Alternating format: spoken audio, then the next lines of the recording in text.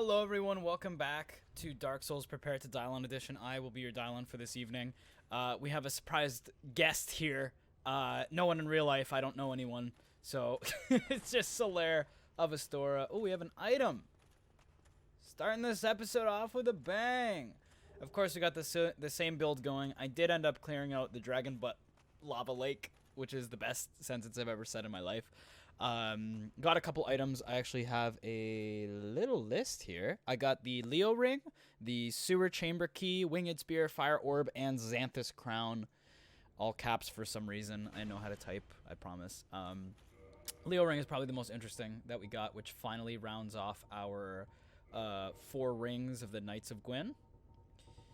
So we've got Leo, was Ornstein's ring, the Wolf ring, which was Artorias's, Hawk ring, which was Goff's, and Hornet ring, which was Kyrion's, or Syrion's, I will never settle. One of the special rings granted to the 4 Knights of Gwyn, the Leo ring, belonged to Ornstein the Dragon Slayer. This ring strengthens counters with pierce weapons, or thrust weapons. His lugged spear is said to have silenced a boulder into... Silenced? Yeah, I was very confused as well. Don't worry, guys. We got the Xanthus Crown as well, which is the giant thing that Kirk was wearing last episode. A mysterious item once worn by the Xanthus King Jeremiah, the legendary exile. No one knows where it came from. And just a reminder, he's the Pyromancer. Jeremiah is the Pyromancer that you fight in the Painted World of Ariamis. The crown bears high-quality cloth, which is quite soft to the touch, but its bright yellow color stings the eyes and is clearly far too big. Love that set. And then what else? Winged Spear, which is just kind of a baby neutered version of the Dragon Slayer Spear, and Fire Orb, which is just a classic pyromancy. But anyway, so now that we've gone through all this, let's talk to Solare here. Was it all a lie? Extra Have depressed. I done this all for nothing? Oh, my dear son. What now? What should I do? My son. My dear, dear son. It makes me so sad. Was it all a lie? Okay, that's it. Okay, so one thing I'm going to do, I'm going to switch off my giant shield here. Oh, actually, I don't need to do this just yet. That's a later game thing. But as you can see, these sunlight maggots are not actually attacking Solare. I don't know if that red eye one is the only one that could do it just gameplay-wise. So you could come clear this out, because these guys obviously respawn. I don't know if it's there's a lore reason, like the red eye ones are more powerful for some reason. Oh my god! Who invited the Titanite demon back? Is this a thing? I didn't know this was a thing. If he's infinitely respawning, does that mean I can just come back and get Demon Titanite anytime I want? Come on. Don't tell me things like this. Why can't I hit him? What? Why? There we go. I got him while he was jumping. Anyway. Ooh, a purple moss club. Ah, don't mind if I do. Extremely upsetting. But as you can see, taking a gander around this area, there are no more dragon butts. There actually might be some that I just missed. Now, I didn't notice any items. Obviously, I would have picked them up, but I'm pretty sure there is a set. Or there's an item. I think I can even see it from here. Yeah, I can see it. All the way over there, there's a little glowing white piece. Ah, I was hoping I didn't miss anything and I didn't have to go back, but I was about to say, I'm pretty sure there's something behind some branches that I could grab, so... Ay, caramba. So we're going to try our best to get past this guy without dying. I really don't want to fight him again. Excuse me. I'm just going to run. I'm just going to run. I'm just getting out of here. I like that he's infinitely respawning, though. That is nice. For grinding purposes. Oh, he's trucking along over there. Anyway, in this episode, we are going to go fight the Bed of Chaos. Finally. I'm getting shot by lightnings. Stay back there. But yeah, we're going to go fight the Bed of Chaos. So I did talk briefly about, actually way too long about Sigmar, of Katarina and his quest line. So me defeating those like poison gaping butthole mouth things, that actually did cut the quest line short, because if I go back there, it will cut it off right there. It's one final battle against them, but he's gonna say, "Oh, you already defeated them. Was it you?" And then give me the speckled stone plate ring. So part of me just kind of wants to push it to the side. You guys could always obviously look it up and see if you're really hurting for it. But yeah, he won't show up here. Or sorry, he will. I just have to figure out what part of the quest line we were at. I went back and watched a few older episodes to see if I talked to him in the Great Swamp. Sorry, Great Swamp in Blighttown. You bastard. I couldn't find it, so I want to assume that I didn't, and he never showed up there. I might have fucked up the quest line at some point by talking to him in the wrong spot, like while he was in Firelink. I think he says something about going down to the depths. Or sorry, not to the depths, to the Demon Ruins and all that. Maybe I waited too long or triggered it at the wrong point, but I think we're just going to chalk it up to a loss with that one. Anyway, back to this. We're doing a heavy roll. We can't have that now, can we? This is a tough boss in regards to getting swept into a pitfall. So this might take a couple tries. I'm going to do my best. Hopefully we beat her in one here, and then we'll do a little bit more exploration. Cleaning up the items and such. We'll figure something cool out. But anyway, this is the Bed of Chaos. Let's see what I can learn. Oh god, I'm so stressed. Now, she can actually, while you're going down this, she can actually trigger a Great Firestorm, or whatever the spell is called, and really fuck you up here. She can kill you on the way down, which has happened to me once or twice, if I'm remembering correctly. I could be crazy, but basically the objective of this fight, it's a little gimmicky. There she is. She's beautiful, isn't she? Are we gonna get a cutscene here? No, we're not. She'll do her sweeping attacks, and she'll try to interrupt you. This, oh boy, as far as I know, is the hardest one. Oh please, oh please, oh please, heal quick, heal quick. Oh boy. Yeah, she's just gonna ruin our day in a second here. Top off a heal. Okay. We gotta destroy these orbs. These orbies. Let me in. Let me in. There we go. Okay, so we beat the first one there. Sorry, I'm very scared of this boss. I never do this very well. But then we gotta make it all the way to the other side, and I believe defeating the first one is permanent. So if we do die, we can just run straight for the second one. But there's 3 phases to this fight. Oh, she mad. She very mad. Oh my god, now she's got the fire branch with the scythe. Oh god, the scythe. So yeah, she's linked to those 2 spots there. I can make my way out of this for sure. Okay. Yeah, and she destroys shit around you, which makes it even tougher. Now, I just remember having the most trouble with that side. So hopefully I can survive. Oh god, I'm so scared. I'm so scared. Ah! Oh my god, are we doing it? I think we're doing it. Yeah, I've always broken this side first and always had an issue with it, so.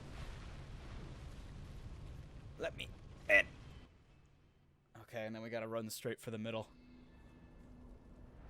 So yeah, she was just kind of a tree thing, and then she opened up that first branch on the left, and I think we're getting a second one here. Oh my god, it's so chaosy. And then we're gonna run right for the middle there. I don't know if I can do this in one go. Once again, I'm very bad at this. Ow. My body. My body, oh god. Oh god. Yeah, okay, I've been killed. So when I come back here, it is just going to be a straight rush for the middle. As far as I know. I could be wrong. Hopefully not. Oh god, where am I?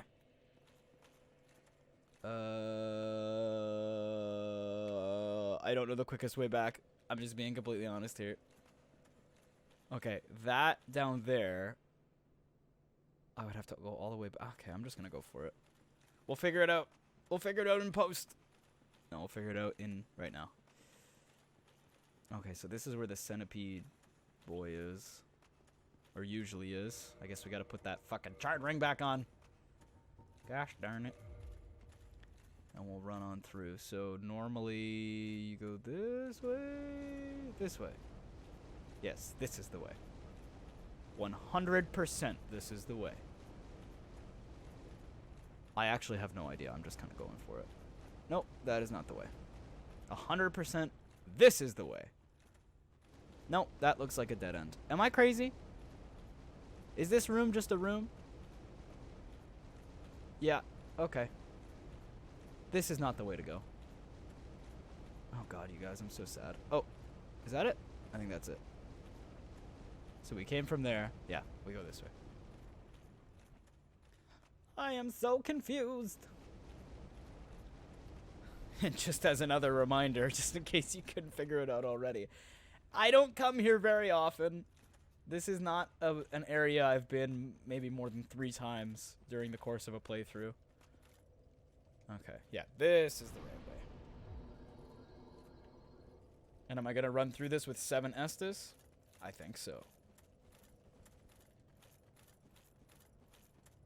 This is the Walk of Shame, so I guess I will see you guys back at the end once I finally get back to her. A little bit of montage action, and then hopefully I've figured out this route already. Oh, okay, so this is the fire butt area. Oh, actually, you know what? We're not gonna cut it short just yet, because while I'm here, okay, so I was up on that path up there. I just want to try to figure out where that item was that I missed. Since I'm down here already, I fucking might as well. I think it was all the way back here. Yeah, I'm just trying to orientate.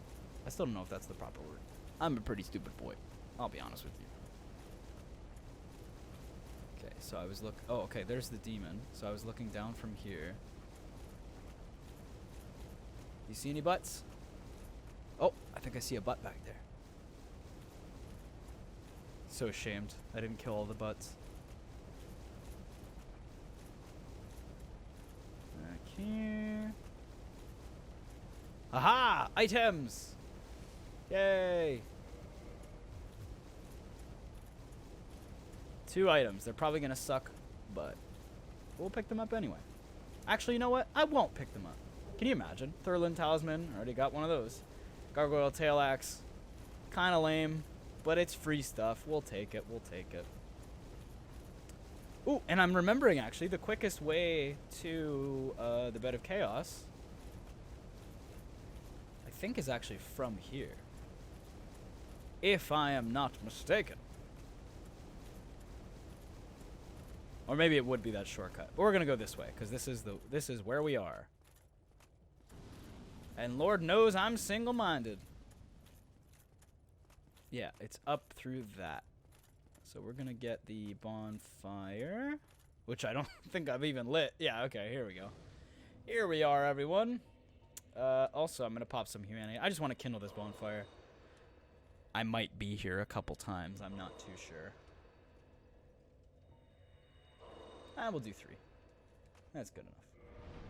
Just get it to a clean 15. It rhymes, so it has to be true. It has to work. Kindle.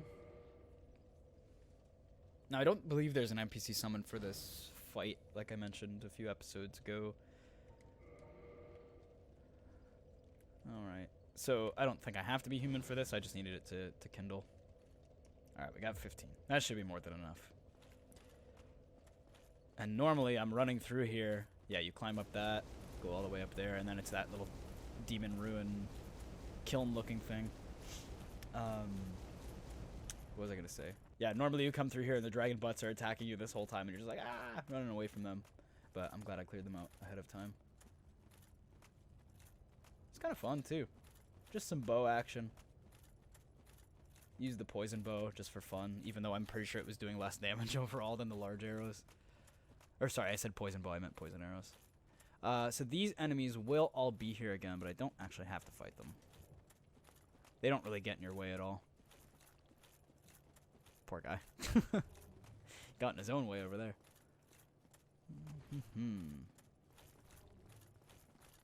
So A lot of walking.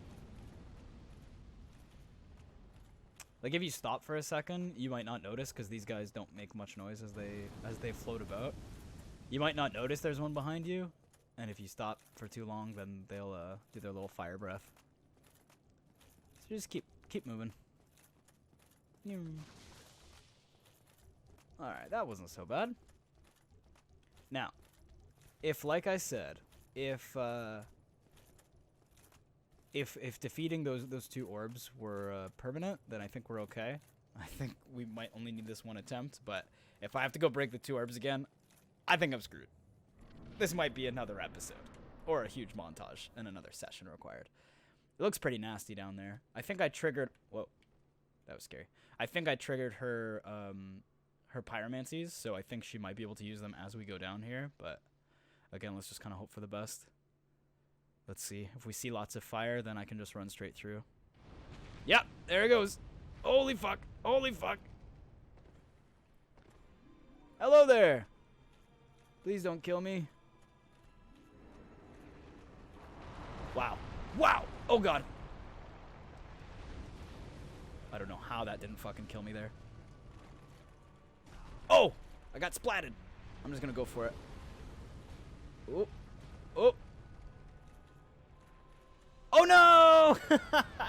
I thought the branch curved that way. Fuck. Oh poo. At least we sat at this bonfire, thank God. It's a very eventful episode. Oh, and I never took the thing off, so my rolls were shit. So I can do that now. I always have some excuse as to why I suck. Yeah, I remember fighting this boss probably the second time that I've ever encountered it, that I got this far in the game. And man, it was... Even the first time, I remember I got stuck. I think I was live streaming it, I want to say. But I remember I got stuck, and I just couldn't do it. So I had to go... as far as I remember, I had to go and do other stuff. Take my mind off of it. It was just way too difficult. And of course, the first time you go through the game, especially if you have people watching... You're constantly... Everyone just tells you the cheese for everything. They're just like, yeah, climb... I wouldn't call the Tauros Demon the drop attack a cheese, but... They're just like, yeah, do that. It makes it so much easier. So then you don't really learn how to fight the fucking enemies normally. Which is a bit of an issue. So I really wish I went through this game for the first time properly. Like, low and slow, like I say. Just like I like my eggs. And I really took the time to learn all the boss strategies and didn't really use the internet a lot. But I will say, I did get to enjoy the game the first time because this game is so fucking epic. And it was almost a second wind going through the game again after I started the Let's Play. Going through the game, only having beaten it once, I started the Let's Play and then I started playing Dark Souls Remastered just as a vanilla run. And again, I did beat it. So I've beaten it, what, twice now?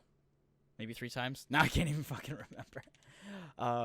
But it was a second win for the game because not only had it been so long since I completed it the first time, but, oh man, I hope she's distracted with pyromancies. Yes, yes, yes.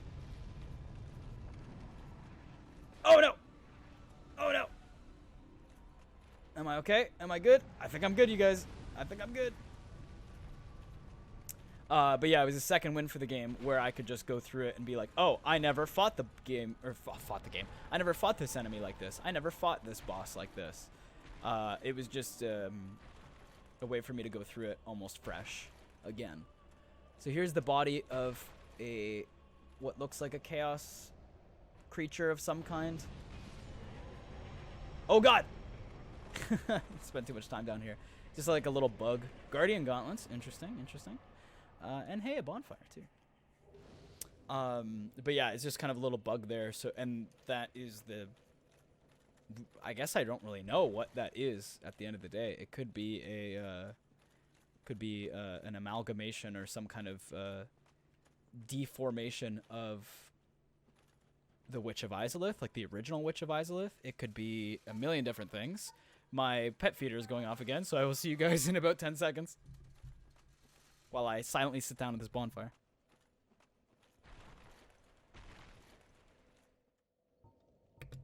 Okay.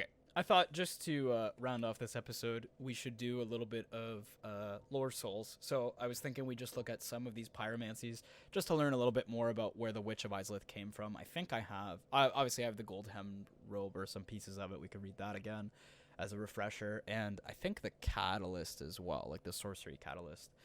So we'll go through some of that.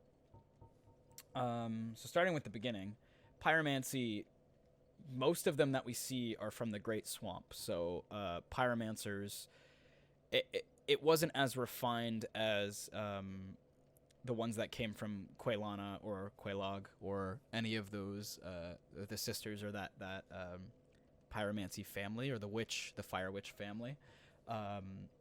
They came from the Great Swamp, and they are more primal. I saw the keyword there, primal, and it's something that Laurentius talked about too. He says that it's more pyromancy is more based on emotion, not necessarily knowledge or faith, or really skill. I want to say like a measurable skill. It's more just kind of like something that is, there you go, rooted in adoration of fire. Those who acquire this spell usually agree. Solomon, the master pyromancer, I believe he's of the Great Swamp as well. Just kind of going through here. I'm trying to just kind of off the cuff here, but maybe I should just be reading it. Fire damage caused by this fireballs make them effective against corporeal beasts and undead, who by nature fear flame. So, especially in Dark Souls 2, a lot of creatures do fear fire, as opposed to man and armored beasts being weak against lightning. So, it kind of goes back to that more primal feeling. Anything that doesn't have armor or is more skin, like a beast of some kind, and in Bloodborne as well, they're all afraid of fire, right? So I find that kind of an interesting connection there. Splash damage in a spectacle, which seems to symbolize the strength of the fire manipulating pyromancers. So again, it's more an honorable thing, or more of a primal. I don't want to use the word primal so much. I like to think of those like tribes in like Game of Thrones, like I forget what they're called now, but the Dothraki, I think. I don't know much about Game of Thrones, even though I've seen it. They're all they all crave strength. They every time they defeat an enemy in battle, they I think they add a braid to their ponytail or something like that. It's always about showing off, basically, and symbolizing strength is something that I would call more primal. Something like that. Adoration of fire, blah, blah, blah. There you go. Primal pyromancy taught by Quelana of Izalith. Erect fire pillars in a vicinity. The storm of flame is indiscriminate and incinerates all nearby life. So again, something that's overpowering, something that you can't really control, but it's not hurting you because you're kind of the source of it. And then just a higher end version of it. Art of the Flame of Chaos, which engulfed the Witch of Izalith and her daughters, erect localized chaos fire pillars. The Witch of Izalith is in an ambitious attempt to copy the first flame, created instead the Flame of Chaos, a twisted bed of life. So that thing that we just fought, the bed of chaos, we could say that the bed of chaos was just this big tree structure around us. Obviously, it looks like tendrils, but which looks a little chaosy, but in reality, what we were fighting was the two orbs of protection, if you want to call them that, and then the bed of chaos. Like, what actually damaged it was that little bug that was down here. So this whole thing could be the bed of chaos, and what we were fighting was just a little heart of it, or something kind of like that. Now, I don't think the pyromancy flame is going to tell us much, but we do have a catalyst. I believe we have the catalyst. Okay, pyromancy flame. So there's two of them here. So this is the original one, the weaker flame, and then this is the more upgraded version, or ascended version. Flame medium used by the Great Swamp Pyromancers. Pyromancers arouse this flame to produce various fire arts. Equip the pyromancy flame to produce pyromancy, blah, blah, blah, just gameplay stuff. But this is the upgraded version. Pyromancy flame drawing upon the latent power of Quelana of Izalith, mother of pyromancy. For the pyromancer, a flame is a precious thing indeed to be nurtured, often for an entire lifetime. When the flame is shared, it creates an eternal bond between the parties. So Laurentius giving us this pyromancy flame in the vanilla game was a very important thing, and I know I've mentioned it a couple times, but very cool that because we saved him, he was willing to offer a piece of himself, a piece of his emotion, a piece of his being. Then we've got the Isolith Catalyst. There it is. Oh, and the Demon Catalyst. So this is the one that actually came from the Demon Fire Sage. So there you go. That's how we say it. Not Fire Sage, Demon. Demon Catalyst formed from Isolith Molten Rock. So Isolith being the place that we're in. So her name wasn't Isolith, but something that even I thought before too. It can be used as a fire weapon. The Demon Fire Sage was the first demon and the last master of the original fire arts before the Witch of Isolith was engulfed by chaos, creating pyromancy. So I haven't played much Demon Souls, but I'm pretty sure in Demon Souls there were sorceries based around fire. They were called sorceries. They weren't miracles. They weren't pyromancies. And funny enough, this catalyst, which does fire damage if you use it as a regular striking weapon. Can I even put it on? Let's see. It is a catalyst not for pyromancies. It's a catalyst for spells. Let me see if I can just find it here. Where you at? There you go, Demon's Catalyst. So it's not super long, it's not super big, but when you try to use it as a thrusting weapon, I don't think we can't hit anything that will set off the effect, but it does do fire damage and it adds a little flame effect to every attack that you make. It's a pretty good weapon too. Like, what is it? 384, and that's physical damage. That's a little bit of physical, a little bit of fire. So you're kind of breaking it apart between their defenses, but. And then we've got the Isolith Catalyst. Catalyst of the Witch of Isolith of long ago. When her daughters were still flame witches, so they used sorceries, before they were engulfed by the Chaos Flame, before the birth of pyromancy, their wands were mediums for sorcery, but knowledge of this flame sorcery has long since vanished. And I don't even think in this game there are any examples of flame sorceries. They're all pyromancies. Oh, not that. Like, let's see here. Yeah, all of these are sorceries. And then we have the stealth. So we have the ones based on the soul. We have stealth-based sorceries. We have Ulasil, ancient sorceries, let's call them. Based on light, very passive stuff.